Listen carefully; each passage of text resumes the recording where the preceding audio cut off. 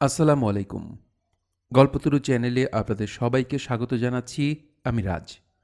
পড়ছিলাম হুমায়ূন আহমেদের একটি বৈজ্ঞানিক কল্পকাহিনী, ফিহা সমীকরণ। আজ পড়ছি এর দ্বিতীয় ও শেষ পর্ব।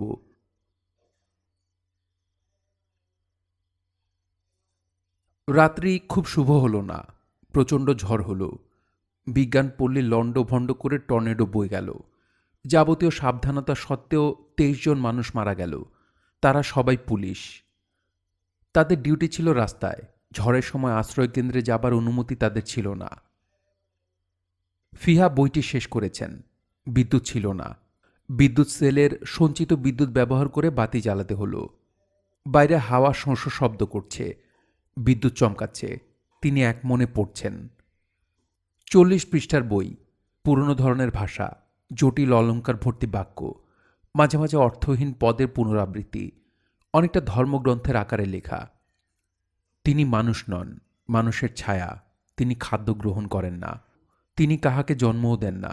তাহার আগমন আছে, নির্গমন নাই। তিনি আসিয়াছেন ভবিষ্যৎ হইতে। তিনি ভবিষ্যৎ জানেন। যে বিদ্যা তিনি ভবিষ্যৎ হইতে আনেন, সেই বিদ্যা ভবিষ্যতে ফিরিয়া যায়। চক্র পূর্ণ হয়। বিশ্বব্রহ্মাণ্ড একটি চক্রের অধীন। তিনি শুধু একটি চক্র সম্পন্ন করেন। ইহার অধিক তাহার কোনো কর্ম নাই। নতুন মানব সমাজের খবর তিনি ভবিষ্যৎ হইতে নিয়ে আসেন। বীজ বপন করেন অতীতে। এইভাবেই চক্র সম্পূর্ণ হয়। বিশ্বব্রহ্মাণ্ড একটি চক্রের অধীন। তিনি তাহার চক্ষু দিয়া নতুন মানব সমাজের বীজ বপন করেন। এইভাবেই চক্র সম্পন্ন হয়। বিশ্বব্রহ্মাণ্ড একটি চক্রের অধীন। তিনি শুধু একটি ক্ষুদ্র চক্র সম্পন্ন করেন। যতই আগানো যায় বই ততই জটিল হতে থাকে।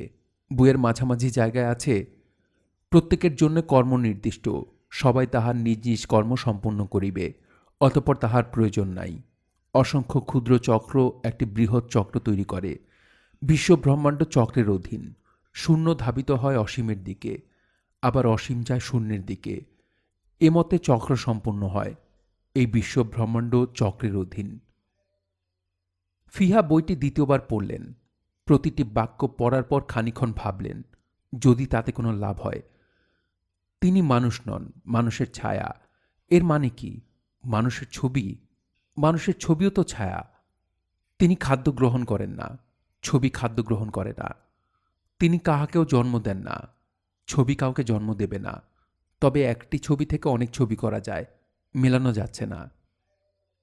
পুরো জিনিসটা অঙ্কের একটি মডেলে কি দাঁড় করানো যায়? ধরা যাক মানুষ হচ্ছে এক্স।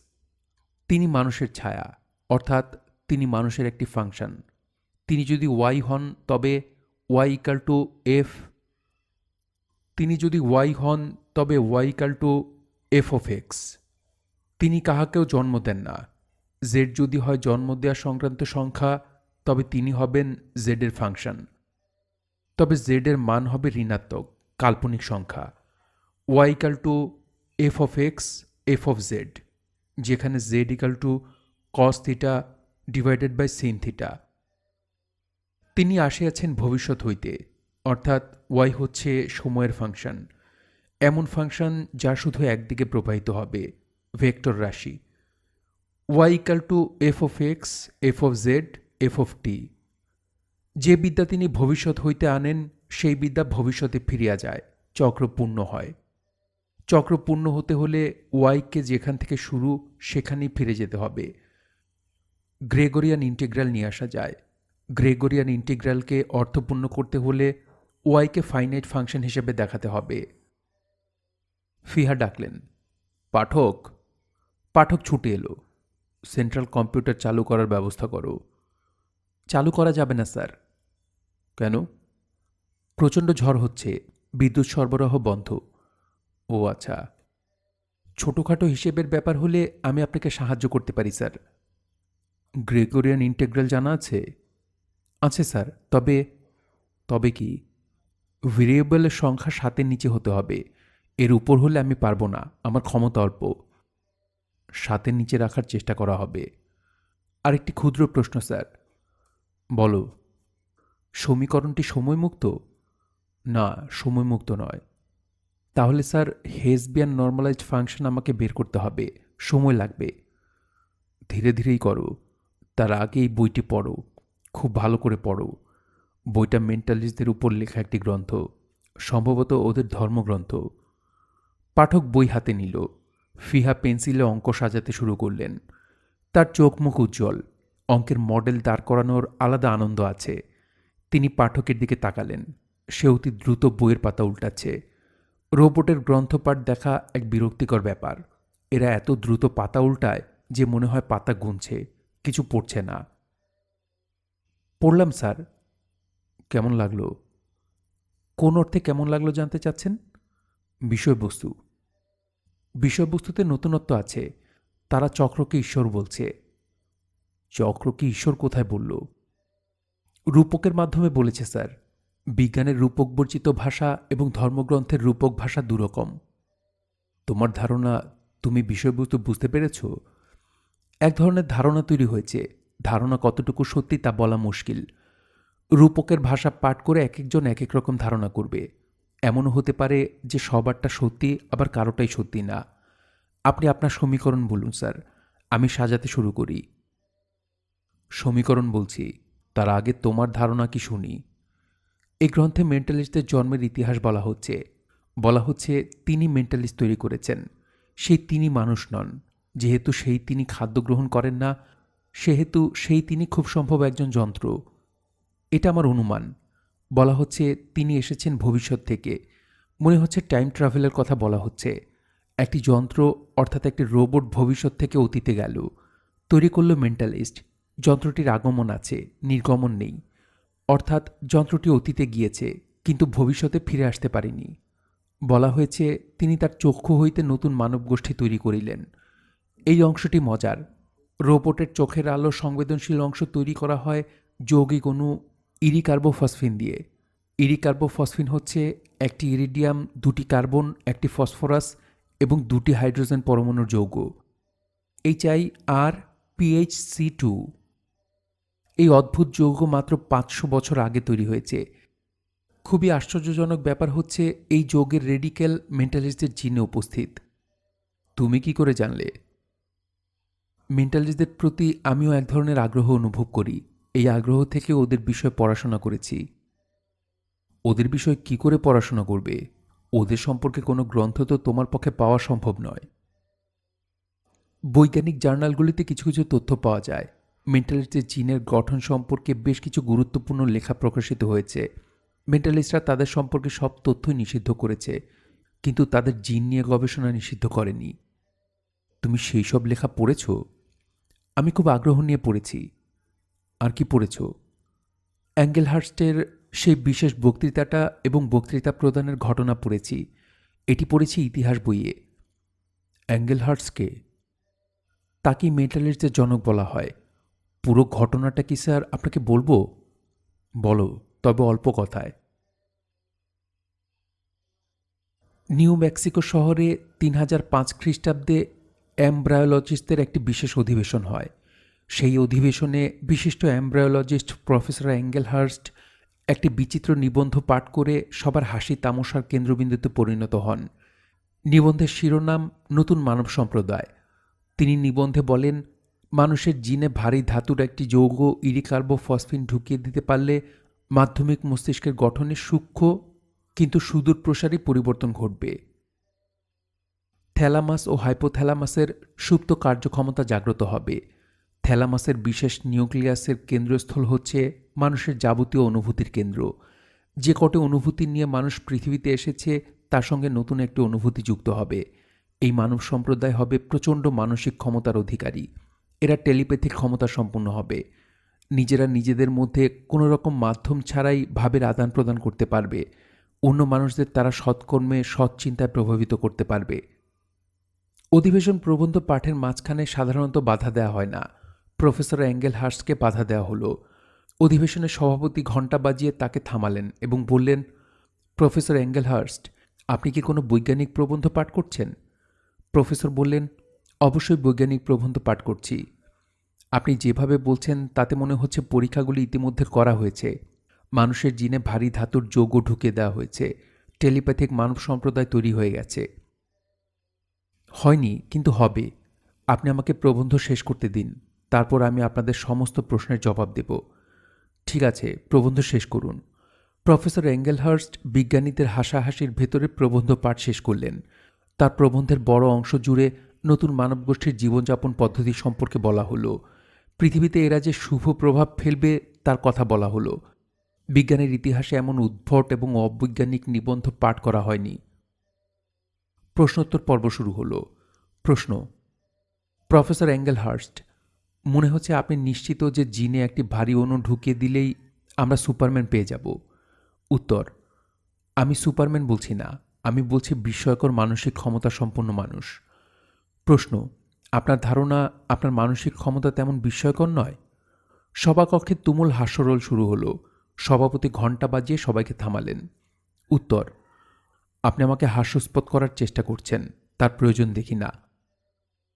প্রশ্ন: জিনে কোন ভারী ধাতু ঢোকাবার কথা ভাবছেন? প্লাটিনাম? না, ইরিডিয়াম। প্রশ্ন: ইরিডিয়াম পরমাণু কিভাবে জিনে সংযুক্ত করবেন? উত্তর: এটি করতে হবে ডিম্বাণু নিষিক্তকরণ প্রক্রিয়ার সময়ে, পদ্ধতি জটিল নয়। প্রশ্ন: জেনেটিক ইঞ্জিনিয়ারিংয়ের পুরো পদ্ধতি অত্যন্ত জটিল বলে আমরা সবাই জানি এবং আপনিও জানেন। উত্তর: আমি যে পদ্ধতির কথা বলছি তা মোটেই জটিল নয়। প্রশ্ন: আপনি নিজেই অসাধারণ পদ্ধতি বের করেছেন? উত্তর: নীরবতা। প্রশ্ন: আপনি কি এই প্রশ্নের উত্তর দিতে চাচ্ছেন না? উত্তর: আমি নিজেই পদ্ধতি বের করিনি, আমি একজনের কাছ থেকে পেয়েছি।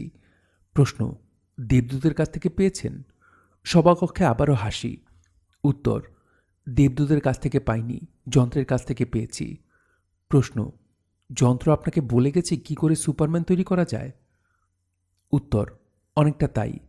প্রশ্ন: আপনার ধারণা এই পদ্ধতি ব্যবহার করে আমাদের সুপারম্যান তৈরি করা উচিত? উত্তর: অবশ্যই উচিত। প্রশ্ন: যন্ত্রটি পেয়েছেন কোথায়? উত্তর: সে এসেছে। প্রশ্ন: কোত্থেকে এসেছে? উত্তর: উত্তর দিতে চাচ্ছি না, উত্তর শুনলে আপনারা আমাকে বিকৃত মস্তিষ্ক ভাবতে পারেন। প্রশ্ন: আপনি কি ইদানিংকালে কোনো সাইকিয়াট্রিস্টকে দিয়ে আপনার মাথা পরীক্ষা করিয়েছেন? সভাকক্ষে তুমুল হইচই, হাসাহাসি হতে থাকল। সভাপতি বললেন, প্রশ্নোত্তর পর্বের এখানেই সমাপ্তি। এই নিবন্ধ এখানে পাঠ করার কথা ছিল না। প্রফেসর এঙ্গেলহার্স্ট অন্য একটি নিবন্ধ জমা দিয়েছিলেন। সেটি না পড়ে তিনি এই বিচিত্র নিবন্ধ পড়লেন। এটি নিয়ে আর হইচই করার কোনো মানে নেই। আমি প্রফেসর এঙ্গেলহার্স্টকে আসন গ্রহণ করবার অনুরোধ করছি। আসন গ্রহণ করার আগে আমি আপনাদের একটি তথ্য দিতে চাই। ইতিমধ্যে আপনারা আমাকে হাস্যকর ব্যক্তিত্ব হিসেবে জেনে গেছেন। আমার মস্তিষ্কের সুস্থতা সম্বন্ধেও প্রশ্ন উঠেছে। আমি জানি যে নিবন্ধ আমি পাঠ করেছি তা বৈজ্ঞানিক নিবন্ধ নয়। পৃথিবীর সেরা এমব্রায়োলজিস্টদের এই সম্মেলনে আমি ঘোষণা করছি যে নিবন্ধে উল্লেখিত প্রক্রিয়ার আমি প্রয়োগ করেছি। আর্টিফিশিয়াল ইনসেমিনেশন এবং টেস্ট টিউবের ডিম্বাণু নিষিক্তকরণের মাধ্যমে আমি এ পর্যন্ত 21টি মানব শিশুর জিনে ইরিডিয়ামের একটি করে পরমাণু সংযুক্ত করেছি। এরা এখনও ভূমিষ্ঠ হয়নি। ভূমিষ্ঠ হলেই জানবেন এরা সম্পূর্ণ নতুন এক মানব গোষ্ঠী। এরা মেন্টালিস্ট। এরা বড় হবে, নিজেদের মধ্যে বিয়ে করবে, এদের সন্তান সন্ততিরাও হবে মেন্টালিস্ট। আপনার মস্তিষ্ক বিকৃতি ঘটেছে, সময় তা বিচার করবে। আপনি যে পরীক্ষার কথা বলেছেন তা যদি করে থাকেন তাহলে আপনি শাস্তিযোগ্য অপরাধ করেছেন, এমব্রায়োলজিস্টদের এথিক্স ভঙ্গ করেছেন। প্রফেসর এঙ্গেলহার্স্ট যেমন বলেছিলেন তেমনটি হলো। 21টি শিশু জন্ম হলো, ভয়ঙ্কর রুগ্ন সব শিশু। মাত্র 7 জন কোনো ক্রমে বাঁচল, তাও ইনকিউবেটরে। এঙ্গেলহার্স্টকে দোষী সাব্যস্ত করে মৃত্যুদণ্ড দেয়া হলো। এঙ্গেলহার্স্ট বললেন, মৃত্যুদণ্ড দিচ্ছেন দিন, শুধু দণ্ডাদেশ 4 বছরের জন্য পিছিয়ে দিন। আমি দেখতে চাই সত্যি সত্যি মানসিক শক্তিসম্পন্ন শিশু তৈরি হয়েছে কিনা। তাকে সেই সুযোগ দেওয়া হলো না। সুযোগ দিলে তিনি বিস্ময় এবং আনন্দ নিয়ে দেখতেন 7 জন মেন্টালিস্টকে, আজকের বিশাল মেন্টালিস্ট সমাজের যারা আদি পিতা ও মাতা। ফিহা বললেন, তুমি বলতে চাচ্ছ প্রফেসর এঙ্গেলহার্স্টের এক্সপেরিমেন্ট সফল হয়েছিল? ইতিহাস তাই বলে স্যার। যে যন্ত্রের কাছ থেকে তিনি এই বিদ্যা পেয়েছিলেন সেই যন্ত্র খুঁজে বের করার চেষ্টা হয়নি। ইতিহাস বইয়ে আর কোনো তথ্য নেই স্যার। খুব ভালো কথা, এখন অঙ্কের মডেলটা নিয়ে কাজ শুরু করা যাক। ফিহা অতি দ্রুত সংখ্যা বলে যেতে লাগলেন, এখন শুধু ডাটা এন্ট্রি। স্যার, ফিহার চিন্তায় বাধা পড়ল। ডাটা এন্ট্রিতে শেষ সংখ্যা কি বলেছিলেন ভুলে গেলেন। তিনি ক্রুদ্ধ চোখে তাকালেন। লিম দাঁড়িয়ে আছে। নিচু বুদ্ধিবৃত্তির রোবটগুলির চেহারাও কি বোকার মতো করে বানানো হয়? কি অদ্ভুত বোকা বোকা লাগছে এই গাধা ধরনের রোবটটাকে। কি চাও? আমি কিছু চাই না স্যার। কেন এসেছো? একটা মেয়ে দাঁড়িয়ে আছে। কোথায় দাঁড়িয়ে আছে? গেটে। কি চায়? জানি না কি চায়। ফিহার শরীর জ্বলে যাচ্ছে রাগে। গাধা ধরনের এই রোবটগুলি কেন তৈরি করা হয়? নাম কি? আমার নাম লিম। মেয়েটার নাম জানতে চাচ্ছি। মেয়েটার নাম মেয়েটা জানে, আমি জানি না। ফিহা প্রচণ্ড ধমক দিতে গিয়েও দিলেন না। হঠাৎ মনে হলো নুহাস নয় তো। সে কি আসবে? তার আসার সম্ভাবনা ছিল মাত্র 10 ভাগ। কিন্তু ফিহা উঠে দাঁড়ালেন। তার পেছনে পেছনে লিম আসছে। এর হাঁটা চলাও বেকুবের মতো। অকারণে দরজায় ধাক্কা খেল। ফিহা থমকে দাঁড়িয়ে বললেন, তুমি কেন পেছনে পেছনে আসছো? জানি না স্যার। তোমাকে আসতে হবে না। গেটের বাইরে নুহাস দাঁড়িয়ে আছে। তার সঙ্গে দুটো ব্যাগ, একটা বেশ বড়, একটা ছোট, প্যাকেট করা একগাদা বই, একটা ফোল্ডিং ইজি চেয়ার, একটা টেবিল ল্যাম্প। নুহাস লাজুক গলায় বলল, আপনি আসতে বলেছিলেন, আমি এসেছি। ঠিক কোন কথাটা বললে ভালো হবে ফিহা বুঝতে পারছেন না। সব কেমন জট পাকিয়ে গেছে। মেয়েটিকে ওই দিন তেমন আকর্ষণীয় মনে হয়নি। আজ অসম্ভব রূপবতী বলে মনে হচ্ছে। কোনো সাজসজ্জা করেছে বলে মনে হয় না। তাহলে সুন্দর লাগার কারণ কি? সৌন্দর্য ব্যাপারটা কি? একটা জিনিসকে কেন সুন্দর লাগে, কেন অসুন্দর লাগে? আমি কি চলে এসে আপনাকে খুব বিব্রত অবস্থায় ফেলেছি? না, আমি আমার সব জিনিসপত্র নিয়ে এসেছি। ভালো করেছ। আমি কি বাড়ির ভেতর আসব?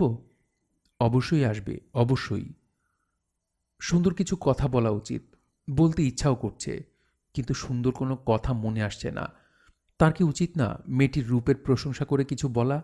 কি বলা যায়? নুহাস বলল, আপনি গেট ছেড়ে সরে না দাঁড়ালে তো আমি ভিতরে আসতে পারছি না। ফিহা সরে দাঁড়ালেন। তার ইচ্ছা করছে মেয়েটিকে হাত ধরে ভেতরে নিয়ে যেতে, কিন্তু লজ্জা লাগছে, অসম্ভব লজ্জা লাগছে। লজ্জা লাগার কারণ কি? নুহাস বলল, আপনাকে দেখে মনে হচ্ছে আপনি খুব বিব্রত হচ্ছেন। না না না, বিব্রত হচ্ছি না, মোটেই বিব্রত হচ্ছি না। অঙ্কের একটা মডেল তৈরি করছিলাম, মাঝখানে তুমি এলে, মানে সব এলোমেলো হয়ে গেল।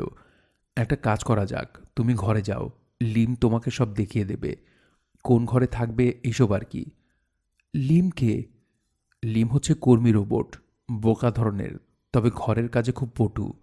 তুমি সব দেখে শুনে নাও, আমি এই ফাঁকে আমার কাজটা শেষ করি। অবশ্যই বিয়ের লাইসেন্সের জন্য দরখাস্ত করতে হবে। এটা যদিও তেমন জরুরি নয়। কফি? কফি খাবে?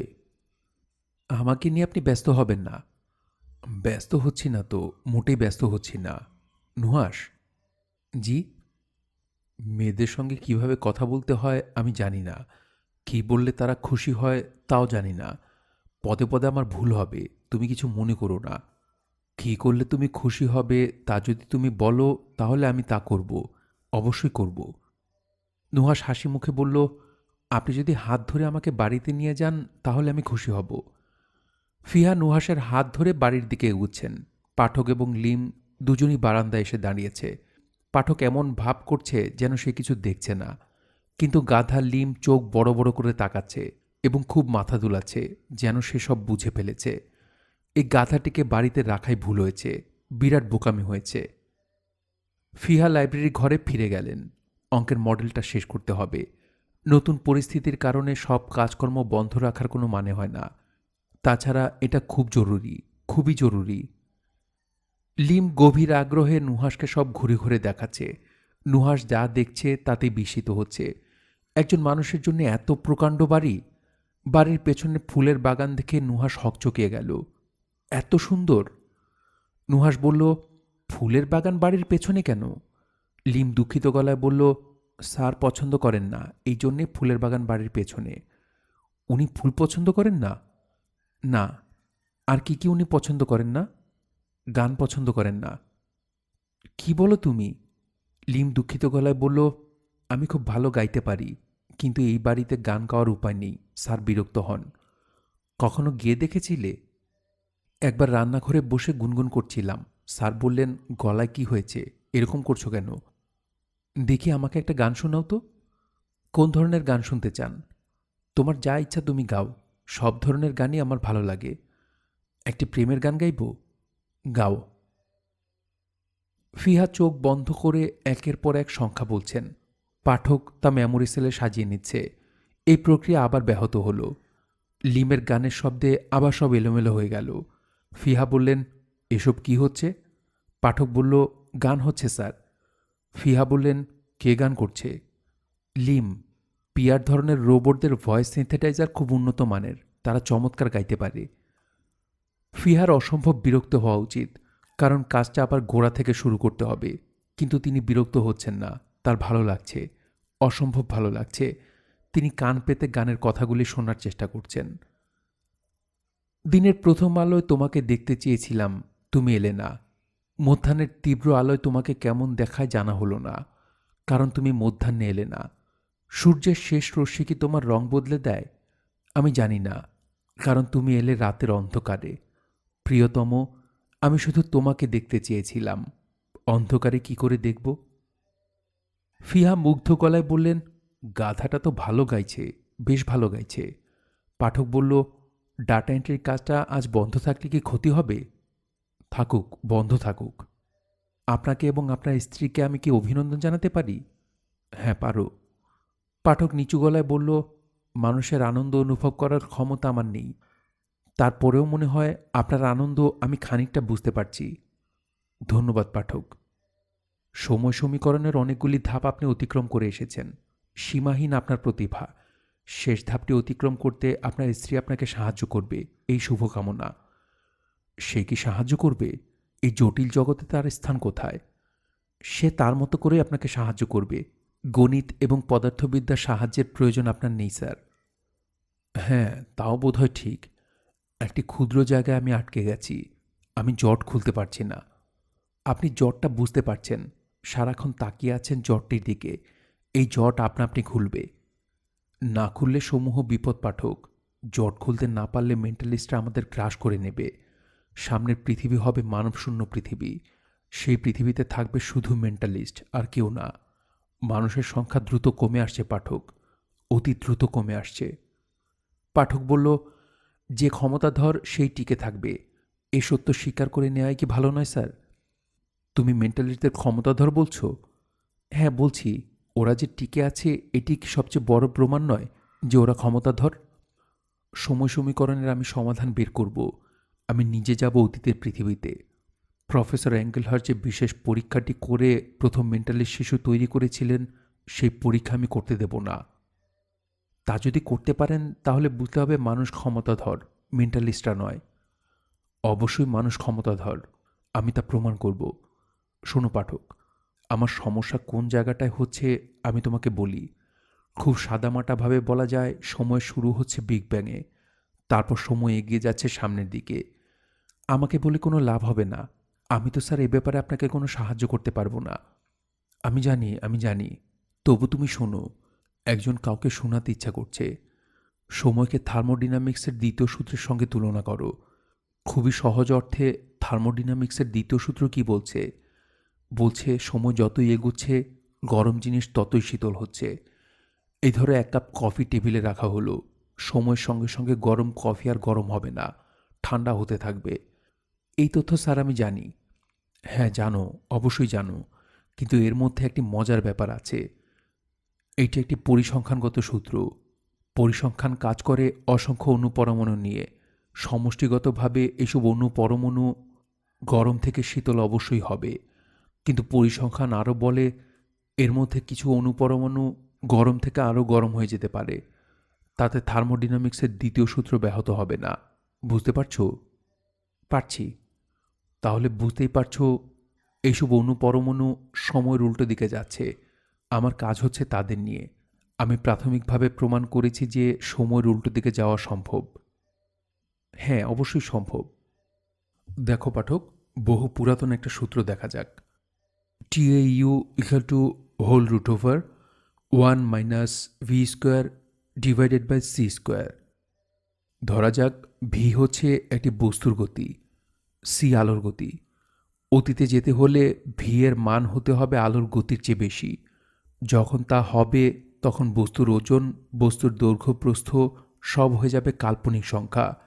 সবার আগে চলে আসবে √-1। আসবে না? আসবে। এই সমস্যার সমাধান আমার কাছে খুব জটিল কখনো মনে হয়নি। গণিতশাস্ত্রে আমরা কাল্পনিক সংখ্যা নিয়ে শুরু করি এবং একসময় সেটাকে সত্যিকার সংখ্যায় রূপান্তর করি। আমি অগ্রসর হচ্ছি কোন দিকে জানো? আমার জানার কথা নয় স্যার। হ্যাঁ, তোমার জানার কথা নয়। অবশ্যই তোমার জানার কথা নয়। দু ধরনের বস্তুর কণার কথা চিন্তা করা যাক। আলোর চেয়ে কম গতিসম্পন্ন বস্তুকণা, যেমন ধরো ইলেকট্রন, প্রোটন, যাদের বলা হয় টার্ডিয়ন্স। আবার অন্য কণা চিন্তা করো যাদের গতি আলোর চেয়ে বেশি। এরা হচ্ছে টেকিয়ন্স। এরা কাল্পনিক কণা, এদের অস্তিত্ব নেই।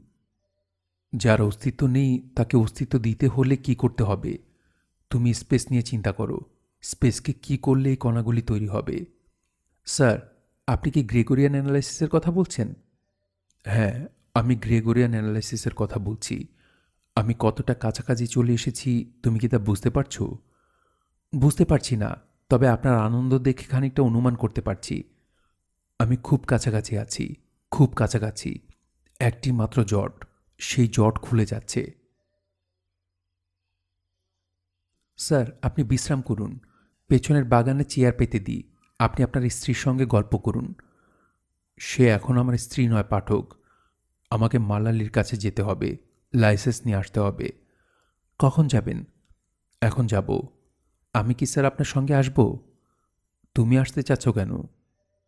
আপনাকে খুব অস্থির লাগছে, সেজন্যেই আসতে চাচ্ছি। না, আমি অস্থির না। আমি ঠিক আছি। আমি মালালির সঙ্গে দেখা করব।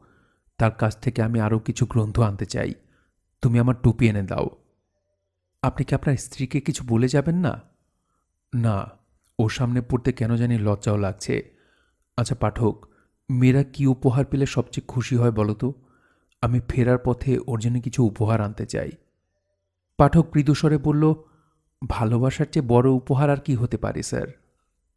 ভালো বলেছ পাঠক, ভালো বলেছ। পৃথিবীর সর্বশ্রেষ্ঠ উপহার হচ্ছে ভালোবাসা। আশ্চর্যের ব্যাপার কি জানো? এই উপহার আমি একমাত্র আমার পালক পিতামাতার কাছ থেকেই পেয়েছি, যারা দুজনই মেন্টালিস্ট। স্যার, আপনি আমাদের ভালোবাসাও পেয়েছেন, তবে আমরা যন্ত্র, আমাদের ভালোবাসা মূল্যহীন। পাঠক, ভালোবাসা মূল্যহীন নয়, আজ সম্ভব না, কিন্তু একদিন নিশ্চয়ই ভালোবাসাকে অঙ্কে নিয়ে আসা যাবে। অঙ্কের মডেল তৈরি করা হবে, হয়তো আমিই তা করব। আমি কি আপনাকে গেট পর্যন্ত এগিয়ে দেব স্যার? দাও, এগিয়ে দাও। গাধা লিম দেখে এখনও গান গাইছে। ব্যাটার গলা এত সুন্দর তা তো জানতাম না। তাকে বারবার গাধা বলা বোধহয় ঠিক হচ্ছে না। মাল্লালি বললেন, এই সামান্য বিষয় নিয়ে আপনার আসার প্রয়োজন ছিল না। বিয়ের লাইসেন্স এমন জরুরি কিছু নয়। ফিহা বললেন, আর একটা জরুরি বিষয় আমার আলোচ্য সূচিতে আছে। আপনার কি সময় হবে? আমার সময়ের একটু টানাটানি যাচ্ছে, কিন্তু আপনার জন্য সময় বের করা হবে। মেন্টালিস্টদের উপর লেখা আরও কিছু বই পড়তে যাচ্ছি। কেন? যে বইটি দিয়েছেন সেটি অস্পষ্ট। সব বই অস্পষ্ট। বিজ্ঞানের বই এগুলি নয়। মেন্টালিস্টদের জীবনযাপন পদ্ধতি, এদের আচার অনুষ্ঠান সম্পর্কে যদি কোনো বই থাকে। শুনুন মহামতি ফিহা, আপনি যেভাবে কথা বলছেন তার থেকে মনে হতে পারে আমরা মানুষ নই, আমরা জন্তু বিশেষ। শুধু শুধুই আপনি রাগ করছেন। আমি মোটেই রাগ করছি না। আপনাকে মেন্টালিস্ট সম্পর্কে আর কোনো বই দেওয়া যাবে না। আপনি সমাজবিজ্ঞানী নন, আপনি তাত্ত্বিক পদার্থবিদ। বাজে কাজে সময় নষ্ট করবেন কেন? সবার কাজ নির্দিষ্ট করা আছে, আপনি আপনার কাজ করবেন। ফিহাদ তীক্ষ্ণ গলায় বললেন, সবার সব কাজ তো আপনারা করিয়ে নিচ্ছেন। আমি জানতে চাচ্ছি আপনাদের কাজটা কি? আপনারা কি করেন? মাটির নিচে শহর বানিয়ে বাস করেন জানি, কিন্তু বেঁচে থাকা ছাড়া আর কি করেন? আমরা ভাবি। কি ভাবেন? পৃথিবীর মঙ্গল নিয়ে ভাবি, মানুষকে পরিচালনা করার সর্বোত্তম পন্থা নিয়ে ভাবি, ভবিষ্যৎ পৃথিবী কি করে সাজানো হবে তা নিয়ে ভাবি। ভবিষ্যৎ পৃথিবীতে আমাদের স্থান কোথায়? আমার জানা নেই।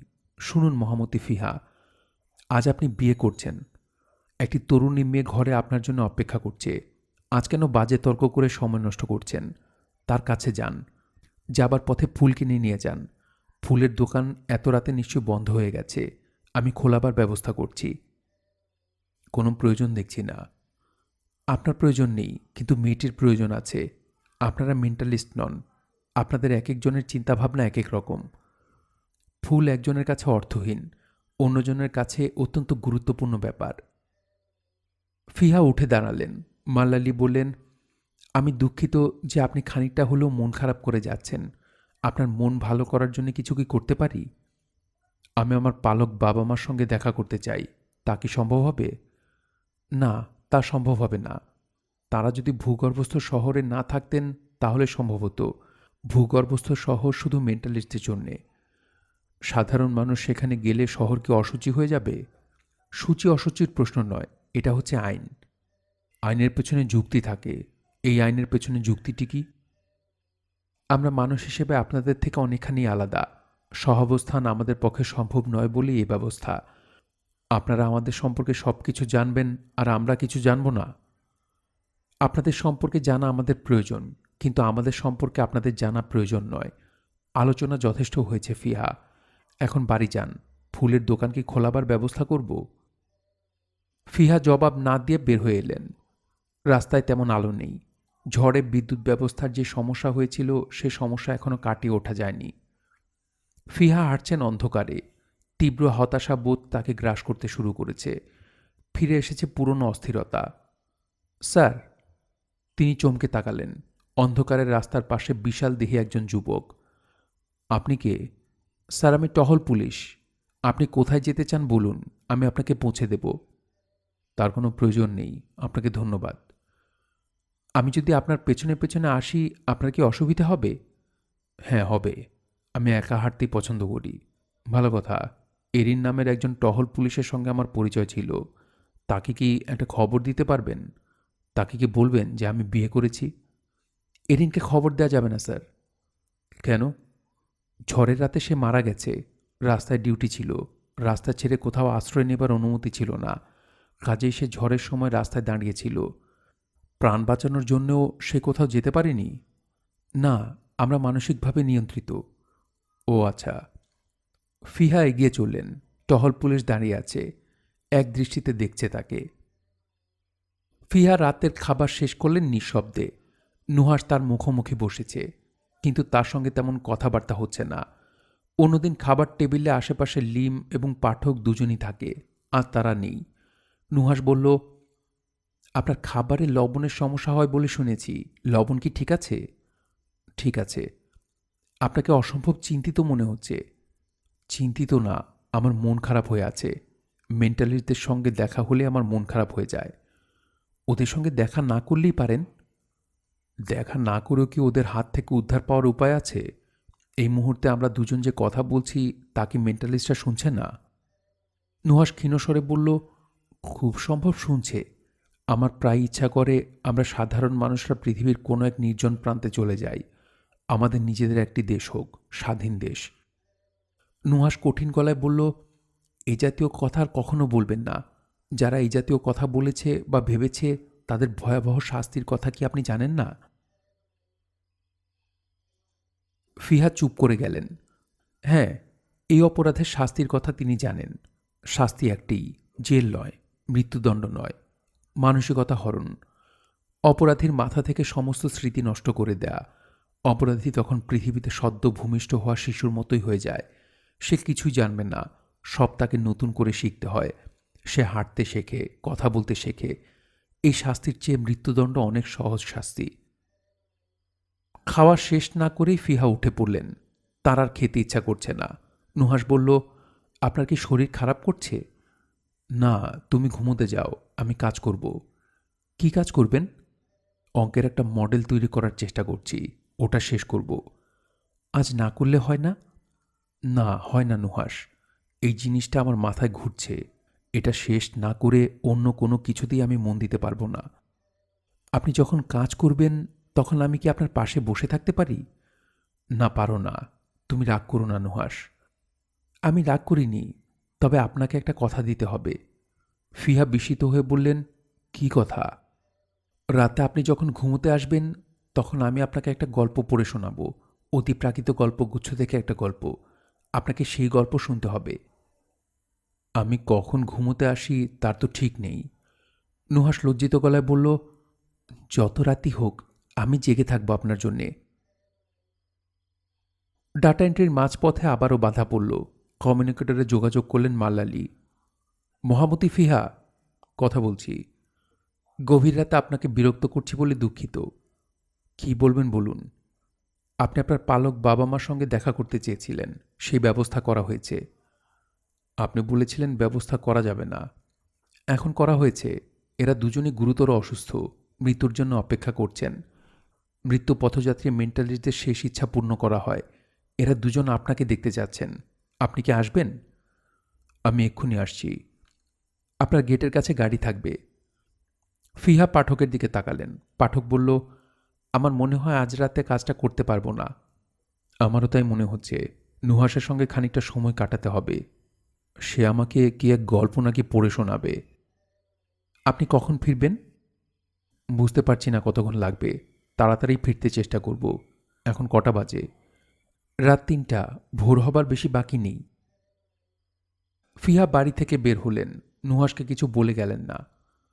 ৪০ বছর পর ফিহা তার পালক পিতামাতাকে দেখলেন। ঘরেই দুজন ছাড়া অন্য কেউ নেই। প্রশস্ত একটি খাটে দুজন বসে আছেন। দুজনকে চূড়ান্ত রকমের অসুস্থ বলে মনে হচ্ছে। দেখেই মনে হচ্ছে এরা মৃত্যুর জন্য অপেক্ষা করছেন। মানুষ না, কঙ্কাল। জলজলে চোখ ছাড়া এদের যেন কিছুই নেই। ঘর প্রায় অন্ধকার। অস্পষ্টভাবে সবকিছু চোখে আসে। ফিহা বললেন, আপনারা কেমন আছেন?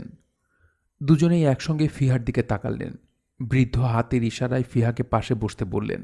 ফিহা বললেন, আপনার কি কথা বলার মতো শক্তি আছে? দুজনে একত্রে হ্যাঁসূচক মাথা নাড়লেন, কিন্তু কোনো কথা বললেন না। ফিহা বললেন, আমার শৈশব আপনারা আপনাদের ভালোবাসায় ডুবিয়ে দিয়েছিলেন। আপনাদের ছেড়ে চলে এলেও আমি সেই ভালোবাসার কথা ভুলিনি। আমার সবচেয়ে গুরুত্বপূর্ণ আবিষ্কারটির নামকরণ করা হয়েছে আপনার নামে, মিরান ফাংশন। বৃদ্ধ মিরান আবার মাথা নাড়লেন, আবার হাত ইশারা করে পাশে বসতে বললেন। ফিহা বসলেন না, দাঁড়িয়ে রইলেন। দুজনকে দেখে তীব্র কষ্ট হচ্ছে। এতটা কষ্ট তার হবে তা কখনো কল্পনা করেননি। তার চোখ ভিজে উঠল। তিনি কোমল গলায় বললেন, যতদিন পদার্থবিদ্যা বেঁচে থাকবে আপনার নাম বেঁচে থাকবে। আমি আপনাদের ছেড়ে এসেছি, কিন্তু আপনাদের ভালোবাসার অমর্যাদা করিনি। আমি মেন্টালিস্টদের ঘৃণা করি। তারা আমাদের রোবট বানিয়ে রেখেছে। আপনারাও মেন্টালিস্ট। আমি আপনাদেরও ঘৃণা করি। কিন্তু কিন্তু কি? আপনাদের দুজনের প্রতি আমার ভালোবাসারও সীমা নেই। জানি। কি করে জানেন? আমরা মেন্টালিস্ট। আমরা দূর থেকে তোমার মন পড়তে পারি। ৪০ বছর ধরেই পড়ছি। ৪০ বছর ধরে তোমার মঙ্গল কামনা করছি। আপনাদের ধন্যবাদ। নুহাস মেয়েটি ভালো, তুমি সুখী হবে। আপনাদের আবারও ধন্যবাদ। আমরা তোমার স্ত্রীর জন্য ফুল আনিয়ে রেখেছি। ফুলগুলি নিয়ে যেও। অবশ্যই নিয়ে যাব। ফিহা লক্ষ্য করলেন খাটের একপাশে প্রচুর গোলাপ, টকটকে রক্তবর্ণের গোলাপ। ফিহার চোখ আবারও ভিজে উঠছে। তুমি ছোটবেলায় যেসব খেলনা নিয়ে খেলতে, তার কোনোটাই আমরা নষ্ট করিনি। তুমি কি সেগুলি দেখতে চাও? না। বৃদ্ধা এবার কথা বললেন।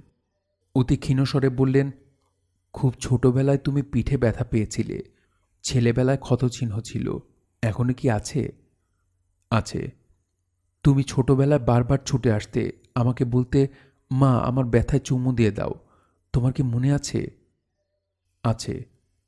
তুমি যদি খুব লজ্জা না পাও, তাহলে আমি সেখানে আরেকবার চুমু দিতে চাই। ফিহা গায়ের কাপড় খুললেন। তার কোনো রকম লজ্জা লাগল না, বরং মনে হলো এই তো স্বাভাবিক। বৃদ্ধা গভীর আবেগে চুমু খেলেন।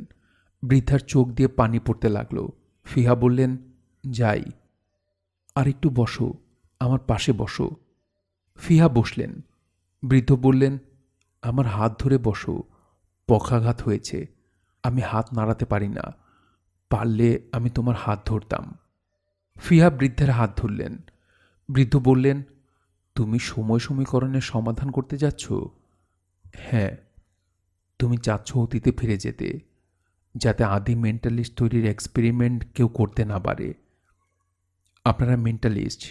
আমি কি ভাবছি তা সবই আপনারা জানেন। হ্যাঁ জানি, কিন্তু তুমি জানো না তোমার চিন্তায় বড় ধরনের ভুল আছে। তুমি যেই মুহূর্তে সমাধান বের করবে সেই মুহূর্তে মেন্টালিস্টরা তা জেনে যাবে। অতীতে তুমি যেতে পারবে না ফিহা, তোমাকে যেতে দেওয়া হবে না। তোমার বিদ্যা কাজে লাগিয়ে একটি রোবট পাঠানো হবে, তাকে মেন্টালিস্ট তৈরির বিদ্যা শিখিয়ে দেওয়া হবে। এইভাবেই চক্র সম্পূর্ণ হবে। আপনি নিশ্চিত? হ্যাঁ। চক্র ভাঙা যাবে না। তুমি যদি সময় সমীকরণ বের না করো তাহলেই চক্র ভেঙে যাবে। অতীতে কেউ যেতে পারবে না, মেন্টালিস্ট তৈরি হবে না। চক্র সম্পূর্ণ করার জন্যই তোমাকে দরকার। ধর্মগ্রন্থে আছে, ধর্মগ্রন্থে তা আছে। ধর্মগ্রন্থে কি আছে? ধর্মগ্রন্থে লেখা আছে, জ্ঞানী শত্রুদের প্রতি মমতা রাখিও, কারণ জ্ঞানী শত্রুরা জগতের মহৎ কর্ম সম্পাদন করে। তোমাদের মহাশত্রুর কারণেই তোমরা চক্র সম্পূর্ণ করবে। সে মিরানের পালক পুত্র, সে জ্ঞানী। ধর্মগ্রন্থে আমার উল্লেখ আছে বলেই কি মেন্টালিস্টরা আমাকে আলাদা করে দেখে? হ্যাঁ, তোমার জ্ঞান তাদের প্রয়োজন। তোমার জ্ঞান ছাড়া চক্র সম্পূর্ণ হবে না। ফিহা চুপ করে দাঁড়িয়ে রইলেন। বৃদ্ধা বললেন, আমরা দুজন সর্বশক্তি দিয়ে তোমার মস্তিষ্ক রক্ষা করে চলেছি। 40 বছর ধরেই করছি।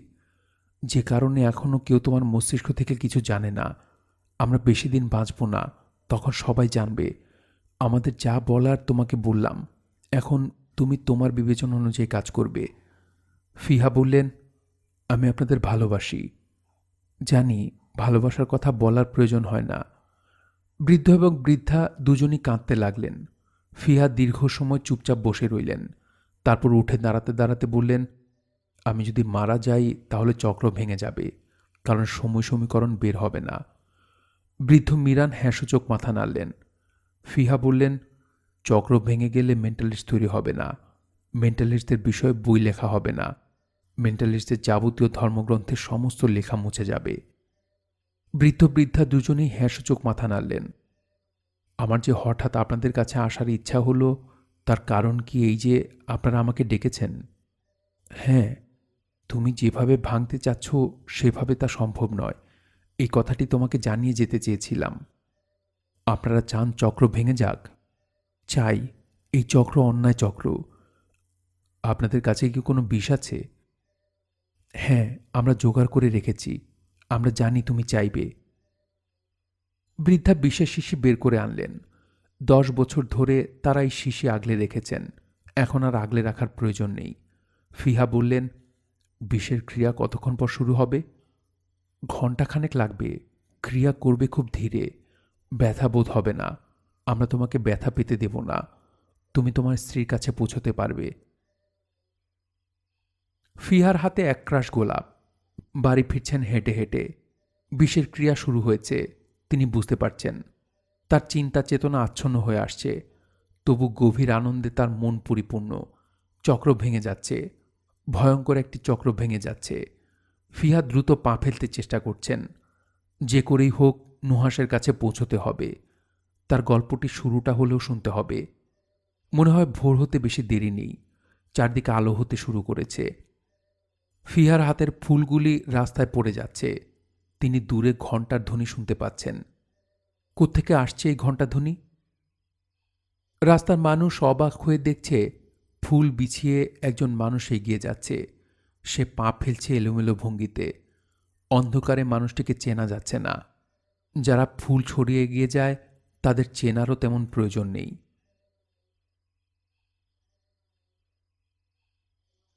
আপনারা এতক্ষণ শুনলেন হুমায়ূন আহমেদের একটি বৈজ্ঞানিক কল্পকাহিনী, ফিহা সমীকরণ। উপন্যাসটি আপনাদের কাছে কেমন লাগলো তা আপনারা কমেন্ট করে আমাদেরকে জানাতে পারেন। ভালো লাগলে লাইক করুন, শেয়ার করুন। সবাই ভালো থাকবেন, সুস্থ থাকবেন এবং গল্পতরুর সঙ্গেই থাকবেন। ধন্যবাদ।